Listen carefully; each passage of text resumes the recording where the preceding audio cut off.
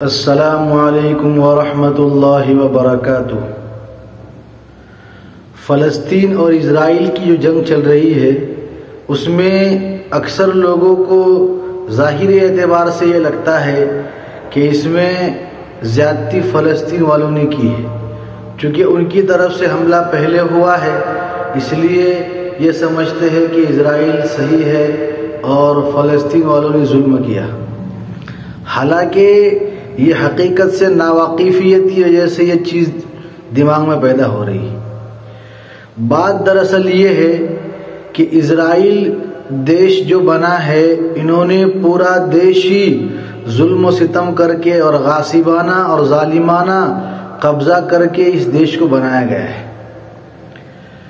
1700 سے اسرائیل کے اندر اور فلسطین میں، اسرائیل نہیں بلکہ فلسطین کے اندر یہودیوں کی آمد ہو رہی تھی، اور آہستہ آہستہ جو ہے سارے علاقوں سے اور پوری دنیا سے یہودی فلسطین میں آ کے آباد ہو رہے تھے۔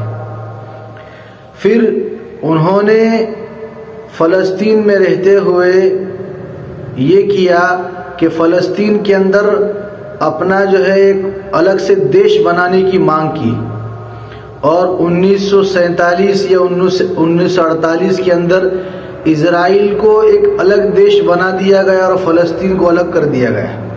حالانکہ اسرائیل جو ہے یہ فلسطین کا ہی ایک حصہ ہے جو کاٹ کر ان کو الگ دیا گیا، اور برطانوی حکومت جو اس وقت ان پر قبضہ کیے ہوئے تھے، انہوں نے وہاں سے اپنے سپاہیوں کو اور تمام چیزوں کو وہاں سے نکال دیا، اور اسرائیل ایک آزاد دیش بن گیا۔ اسرائیل ایک آزاد دیش تو بن گیا، لیکن اس نے آزاد ہونے کے بعد جو ہے ایک فسادی اور ایک عالمی فساد برپا کر دیا، اور وہ آہستہ آہستہ فلسطین کی زمین پر قبضہ کرنے لگا اور اس کو اسرائیل کے اندر شامل کرنے لگا۔ یہ چل رہا تھا۔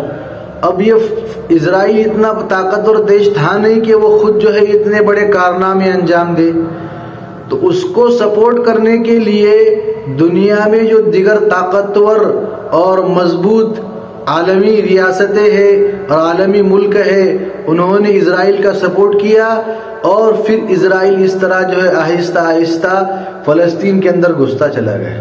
اور آج عالم یہ ہے کہ وہ فلسطین کو دنیا کی ہستی سے مٹانا چاہتا ہے، صفحہ ہستی سے مٹانا چاہتا ہے، اور پورے کے پورے فلسطین پر قبضہ کرنے کی جو ہے وہ مانگ رکھتا ہے۔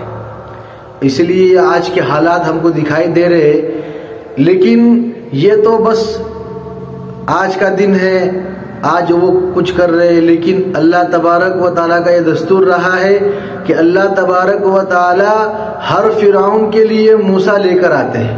لِكُلِّ فِرْعَوْنٍ موسیٰ۔ آج جو ہے ظلم کا دورہ ہے اور ظلم کا اندھیرا چھایا ہوا ہے، لیکن انشاءاللہ ایک دن جو ہے اجالا ہونے والا ہے، اور امیدوں کی کرنیں جاگے گی، اور اللہ تبارک و تعالیٰ باطل کو مٹائیں گے اور حق کا بول بالا کریں گے۔ اللہ تعالیٰ سے دعا ہے کہ ہماری فلسطین بھائیوں کی مدد فرمائے اور ان کو صبر عطا فرمائے اور ان کی ہر طرح سے بھرپور مدد فرمائے۔ آمین یا رب العالمین۔